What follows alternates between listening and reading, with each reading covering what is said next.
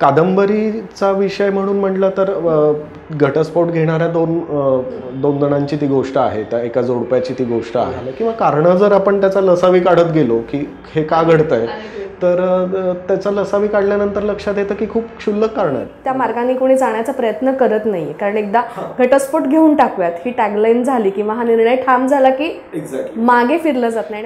त्यामुळे अपेक्षा ही एक खूप मोठी गोष्ट आहे. जसं मी त्या कादंबरीतलं एक माझं वाक्य आहे की जिथे तफावत येते तिथे अपेक्षा जन्म घेते.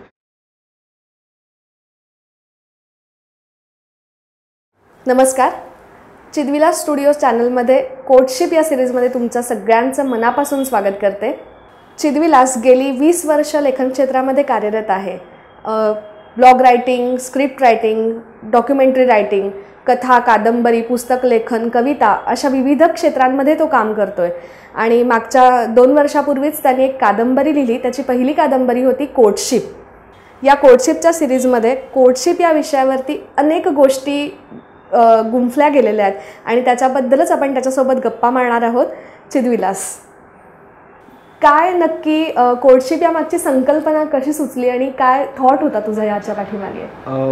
कोर्टशिप ही कादंबरी सुरू करण्याच्या पूर्वी बऱ्याचशा गोष्टी घडलेल्या होत्या किंवा बऱ्याचशा गोष्टी मी स्वतः बघत होतो, अनुभवत होतो की आजच्या काळामध्ये डिवोर्स घेऊन टाकू हे एकदम सोपं वाक्य होऊन बसलेलं आहे की खूप सहजतेने डिवोर्स होत आहेत किंवा अवतीभोवती आपण जेव्हा बघतो तेव्हा खूप जणांचं आपण ऐकतोय की यांनी डिवोर्स घेतला आणि ते मोकळे झाले किंवा घटस्फोट घेऊन त्यांच्या आता वाटा वेगळ्या झालेल्या आहेत. तर या गोष्टी कुठेतरी जाणवत होत्या. म्हणजे वेगवेगळ्या क्षेत्रात काम करत असताना सुद्धा सातत्याने अशा गोष्टी समोर येत होत्या, दिसत होत्या, ऐकण्यात येत होत्या. मग त्यावरती काहीतरी लिहावं अशा विचारातून मग कोर्टशिप ही कथा सुचली.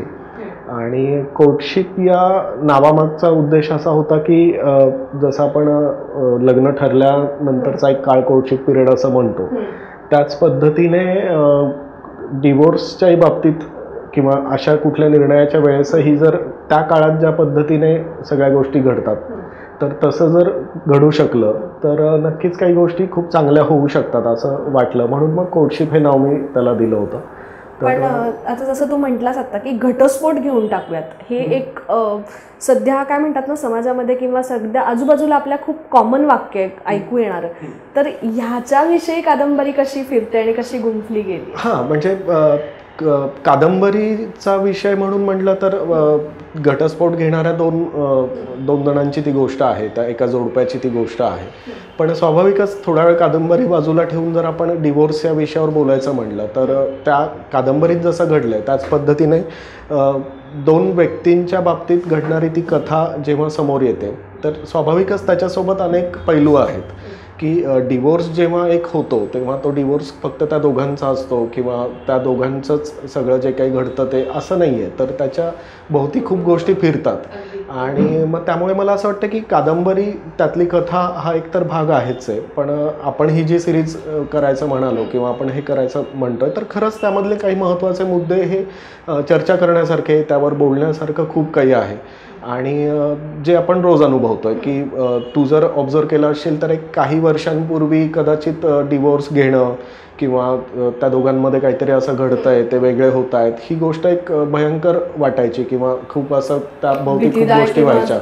पण मागच्या काही वर्षातलं जर एक एकूणात प्रमाण बघितलं डिवोर्सचं, वाढती संख्या जी बघतोय आपण, तर ते बघितल्यानंतर एक रोजच कुणाचं तरी ऐकू येतंय, रोजच कुणाबद्दल तरी आपण माहिती होत आहे. असं होत आहे की हे खूप सहजतेने होत चाललंय की ठीक आहे, लग्न झालं, नाही पटलं आमचं, वेगळे झालो किंवा नाही होते, वर्कआउटच होणार नाहीये तर मग आम्ही वेगळं जगलेलं बरं. पण कुठेतरी त्याची दाहकता असं वाटते का की जेव्हा ती आपल्या बाबतीत किंवा आपल्या मित्रपरिवारात जेव्हा घडते ना त्याची दाहकता मला वाटतं नक्कीच. म्हणजे पुन्हा तोच मुद्दा येतो की एक डिवोर्स घेऊन टाकू हे इतकं सोपं वाक्य नाही आहे किंवा चला डिवोर्स नाही पटत आहे, वर्कआउट होत नाही आहे म्हणून डिवोर्स घेऊन मोकळे होऊया, इतकं सहजतेने ते घडणारं नाही आहे.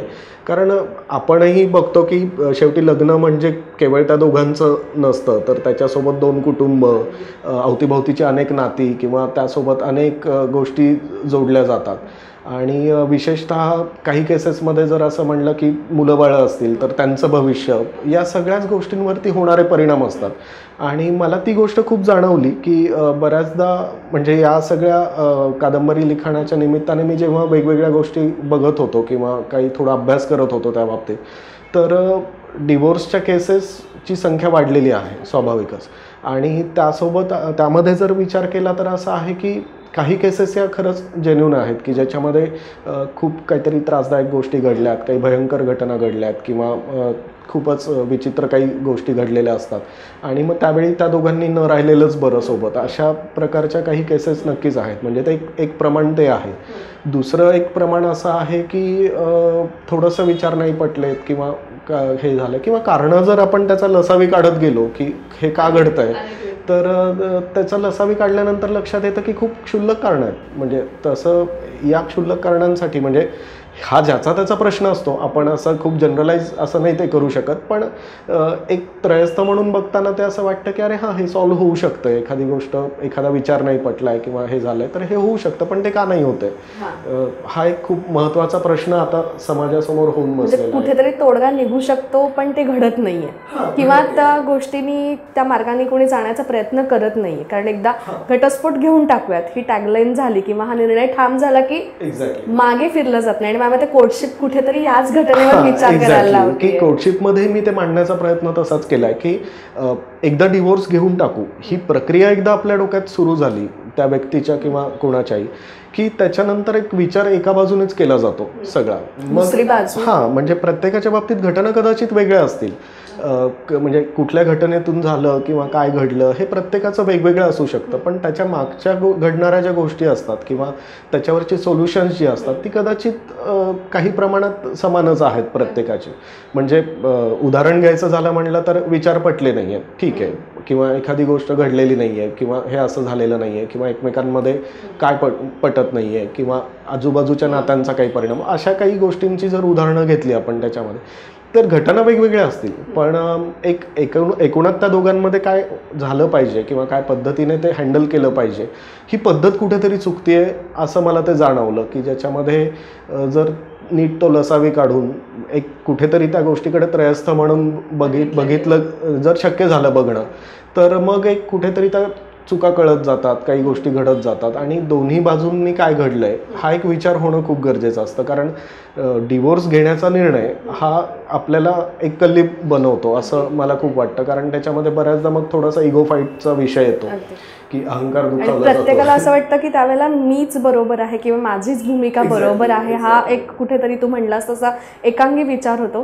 कादंबरीच्या कथानकांमध्ये पण असंच म्हणजे त्यामध्ये तो फ्लो, त्या कथेमध्ये तो घडत जातो पुढे की कुठेतरी सुरुवातीला आपलीच बाजू बरोबर आहे हा एक पॉईंट असतोच, पण ज्या पॉईंटला ते रिअलायझेशन येतं, म्हणजे तो रिअलायझेशन पॉईंट जिथे येतो की अरे नाही, दोन्ही बाजूंचा विचार करणं खूप गरजेचं असतं, मग तिथे तो गुंता सुटत जातो की कशा पद्धतीने हँडल करता येईल किंवा काय पद्धतीने नक्की आपण या गोष्टीवरती सोल्युशन काढू शकतो, त्याचे मार्ग काय काय आहेत, हा सगळा विचार करण्यासाठी. म्हणजे आपण जसं म्हणतो की कुठल्याही प्रॉब्लेमवरती सोल्युशन नक्कीच आहे जगात, असं काही कुठलंच नाही आहे असं नाही आहे, पण मुळात काय होतं की फक्त प्रॉब्लेम्सलाच कुरवाळत जर बसलो, ते प्रॉब्लेम्स झालेत आणि नाही आता हे सगळं तोडून टाकायचं, हा एकदा निर्णय झाला की मग सोल्युशनकडे जाणारच नाही ना माणूस. म्हणजे एक कुठली तरी बाजू ठरवणं खूप गरजेचं असतं, जे त्या कथेमध्ये मी मांडण्याचा प्रयत्न केला आहे की कोणती तरी एक बाजू ठरवली गेली पाहिजे. म्हणजे दोन्ही बाजूंचा विचार करून हो किंवा नाही या कुठल्या तरी गोष्टीवर आलं पाहिजे. जर नाही म्हणालो आपण तर मग काही प्रश्नच येत नाही, पण हो जर म्हणत असू तर मग त्या होसाठी मग पुढे सोल्युशन्स, त्याचे मार्ग, त्याच्या गोष्टी सगळं सापडत जातं त्या गोष्टीमधून. पण नाही म्हणण्यापूर्वी पण आपण हा सगळा विचार करावा असं मला वाटतं. मला वाटतं तोच होत नाही सध्या. कारण निर्णय झाला, ठाम झाला, पण मग 4 पावलं कुणीच माघार घ्यायला तयार होत नाही. हां, आता यामध्ये म्हणशील तर मग ह्याच्यामध्ये फक्त त्या दोघांची बाजू नसते. हा निर्णय होण्यासाठी याच मुद्द्यावर यायचं होतं की घटस्फोट घेऊन टाकू हे वाक्य दोघांचं असलं किंवा दोघांपैकी एकाचं जरी असलं तरी वाक्य सोपं आहे, सहज बोलून जातो, पण त्याच्या मागे फक्त ते दोघंच नाही आहेत ना, त्याच्या मागे त्यांचे कुटुंब आहेत किंवा त्यांचं बाकीचा आजूबाजूचा सराउंडिंग एरिया आहे, हा पण कुठेतरी त्याच्यावरती संबंधित असतो किंवा निगडीत असतो असं वाटतं. नक्कीच, पण आजकाल त्याच गोष्टी बदलल्या. असं आपण म्हणू शकतो की जर याच्या मुळाशी जर आपण गेलं की आता केवळ कौटशिपमधली कथा किंवा म्हणजे त्या कादंबरीत काय घडतं हे बाजूला ठेवून आपण एकूणात जर ह्याचा विचार केला की मी त्या कथेमध्ये हे मांडण्याचा प्रयत्न केलाच आहे की याची मूळ कारणं काय आहेत याच्यावरती थोडासा विचार करणंही खूप गरजेचं आहे की जसं मागच्या काही वर्षात हे प्रमाण का वाढलं आहे, पूर्वी पण होत असतीलच नो डाऊट, त्याबद्दल म्हणजे असं हे नाही आहे, पण मागच्याच काही वर्षामध्ये असं का घडतं आहे तर मूळ त्याचं कारण आहे ते म्हणजे आपली जीवनशैलीच सगळी बदलत चाललेली आहे. कारण एकूणात मग त्यामध्ये आपली जीवनशैली आहे, कुटुंब पद्धती आहे. जर कुटुंब पद्धतीचा विचार केला तर पूर्वी या सगळ्या गोष्टींना सपोर्टिंग अनेक नाती घरातच असायची, गोतावळा एक अवतीभोवती असायचा. पण एक लाईफस्टाईलच जे बदलून गेलं आहे आपलं, त्या सगळ्या लाईफस्टाईलमध्ये स्थलांतर होत आहेत. लोक गावातून शहरात येत आहेत, शहरातून परदेशात जात आहेत. त्यामुळे जी रोज अशी अवतीभोवती असणारी नाती असायची पूर्वी ती आता नाही आहेत तशी. मग कुठेतरी ती कुटुंब छोटी छोटी होत गेलेली आहेत.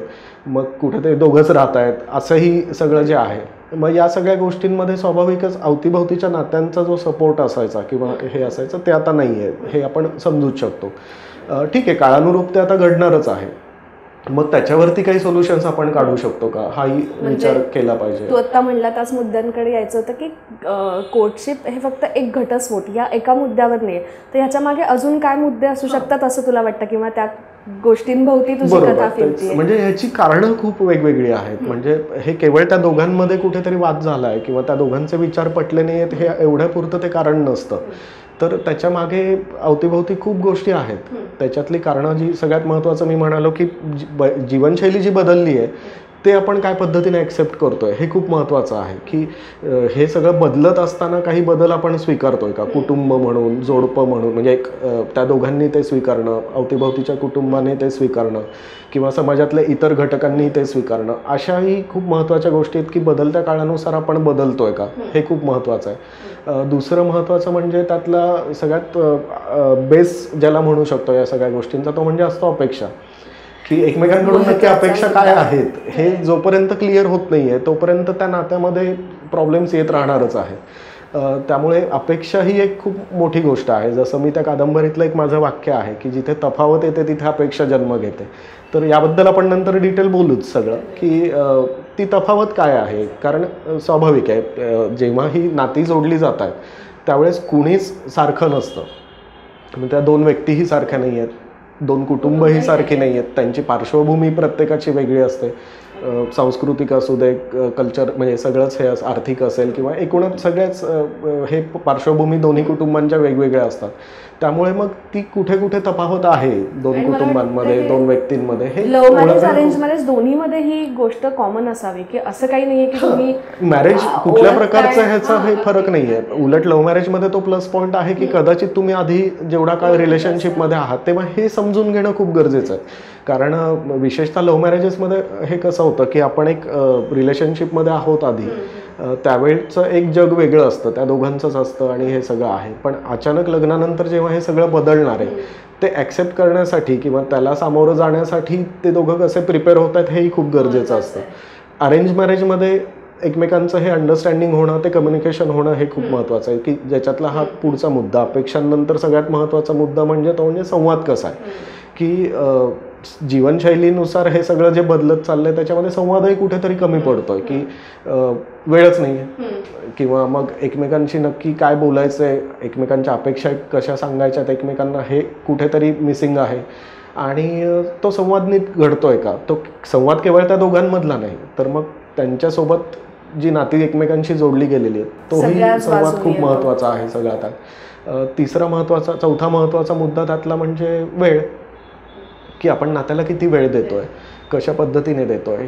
तर असे काही हे महत्त्वाचे मुद्दे आहेत की ज्याच्यावरती हे सगळं घडतंय. मग नाहीतर मग तुमच्याकडे आमच्याकडे चालू राहतं. तो तर म्हणजे मला असं वाटतं त्याच्यावरती एक मोठा एपिसोड होईल, तुमच्याकडे आमच्याकडनं इथनं. तो एक खूप मोठा चर्चेचा विषय आहे की तुमच्याकडे आमच्याकडे जे सुरू होतं एकदा की मग ते तुमच्याकडचं आमच्याकडचं. हा म्हणजे माझं त्या बाबतीत असं आहे की ते तुमच्याकडे आमच्याकडे हे आपलं कधी होणार. तुमचं आमचं हे पेक्षा आपलं हा जास्त महत्त्वाचा मुद्दा. ते जर झालं तर कदाचित ह्या गोष्टींपर्यंत घडणारच नाही किंवा नाती इथपर्यंत येणार. नक्कीच. तर त्यामुळे मग या सगळ्या वेगवेगळ्या पैलूंचा विचार करून मग त्या कथानकामध्ये त्या पद्धतीने ते मांडलेलं आहे की जेणेकरून हे सगळे पैलू जर आपण छान हँडल करू शकलो किंवा या प्रत्येक मुद्द्यावरती विचार करू शकलो तर अनेक डिवोर्स टळतील असं मला नक्कीच वाटतं. डिवोर्स घेऊन टाकू एवढं हे सोपं नाही आहे, कारण त्याच्यामध्ये त्या दोन व्यक्तींना कदाचित त्या दोघांचं आयुष्य चांगलं होईलही, पण असंही होऊ शकतं की मुलं बाळं जी आहेत त्यांना आत्ता ते जाणवणार नाही, पण कदाचित भविष्यात त्याचे खूप मोठे काही प्रॉब्लेम्सला सामोरं जावं लागू शकतं किंवा इतर अवतीभोवतीच्या नात्यांचाही अनेक परिणाम काय काय होत आहेत ते आहे. पण कारण ह्या गोष्टीचे दुष्परिणाम जे आहेत ना ते असे एक रागाच्या भरात एकदा घेतलेला तो निर्णय आहे आणि ते आयुष्यभराचा पश्चाताप असंही होऊ शकतं की त्या परिस्थितीमुळे किंवा त्या एखाद्या घटनेमुळे एखाद्या गोष्टीमुळे रागाच्या भरात तो निर्णय घेऊन टाकला आहे, पण मग पुढे आयुष्यभर पश्चाताप होतोय अशी ही वेळ येऊ शकते. तर त्यामुळे डिवोर्स घेऊन टाकू इतकं हे सोपं नाही आहे, तर मग त्याचा विचार सगळ्या बाजूंनी व्हावा असं मला वाटतं की तुझ्या ह्या प्रत्येक मला असं वाटतं ना कोर्टशिपमधल्या हे जो तू विविध पैलू सांगितले, विविध अँगल सांगितले की ज्याच्या भोवती सगळं कथानक फिरतंय, ह्याच्या प्रत्येक एकेका भागावरती एक सिरीज आणि एक गप्पा नक्कीच आपल्या झाल्या पाहिजेत असं वाटतं. कारण समाजामध्ये किंवा मला असं वाटतं की हा जो गुंता आहे हा गुंता सोडवण्यासाठी कोर्टशिप हे एक खूप छान माध्यम सगळ्यांसाठी ठरू शकतं की पुन्हा एकदा तुमच्या नात्यावरती विचार करायला लावणारी ही कादंबरी आहे. नक्कीच, म्हणजे मी म्हणेन की हे सोल्युशन नाही आहे. मी काही असं त्यावरती लिहून खूप सोल्युशन देऊ शकलो असं नसेलही कदाचित, पण किमान विचार करू शकता. एक म्हणजे मला काही वाचकांचे आले असे हे अभिप्राय की हा विचार आम्ही कधीच केला नव्हता, तर तू छान लिहिलंयस असं. जसं तू सुरुवातीला म्हणाला की नाण्याची एक बाजू बघतो आपण की घटस्फोट घेऊन टाकूयात, शिक्कामोर्तब झाला, पण त्याची दुसरी बाजू बघण्यासाठी कोर्टशिप मला वाटतं नक्कीच मदत करू शकेल. म्हणजे डिवोर्स घेऊन टाकू हा विचार जेव्हा मनात येतोय त्यावेळी कोर्टशिपचं म्हणून नाही, पण एकूणात कोणत्या पद्धतीचा विचार केला पाहिजे किंवा कशा पद्धतीने तुम्ही सोल्युशन्स काढू शकता याचा विचार जर केला तर नक्की कळेल की डिवोर्स घेऊन टाकू खरंच गरजेचं आहे की नाही. मला वाटतं त्यावरती आपण बोलूया नक्की, आणि आवडेल कारण ह्या विषय इतके सुंदर आहेत आणि विचार करायला लावणारे आहेत आणि ज्याची सध्या खूप गरज आहे असं मला वाटतं. त्यामुळे मला तुम्हालाही सगळ्यांना नक्की सांगायला आवडेल की तुमच्या आजूबाजूला ज्यांना कोणाला गरज आहे असं तुम्हाला वाटतंय त्यांच्यासाठी किंवा तुमच्या स्वतःसाठी वाचण्यासाठी तुम्ही कोर्टशिप नक्की मागवा, कारण पुन्हा एकदा तुटणाऱ्या किंवा लांब जाणाऱ्या नात्यांची एक सुंदर छान गुंफण घालायची असेल तर कोर्टशिप ही तुमच्यासाठी नक्की आहे असं मला वाटतं. जर तुम्हाला कोर्टशिप घरपोच मागवायची असेल तर डिस्क्रिप्शनमध्ये तुम्हाला नंबर आणि लिंक दिलेली आहे, तिथे जाऊन तुम्ही कोर्टशिप मागवू शकता असं मला वाटतं. चितविलास, आपण पुन्हा भेटूयात पुढच्या भागामध्ये कोर्टशिपमधलाच एक खूप छान विषय घेऊन महत्त्वाच्या मुद्द्यांवरती एक चर्चा करूयात. नक्कीच. तोपर्यंत सगळ्यांना थँक्यू आणि बाय.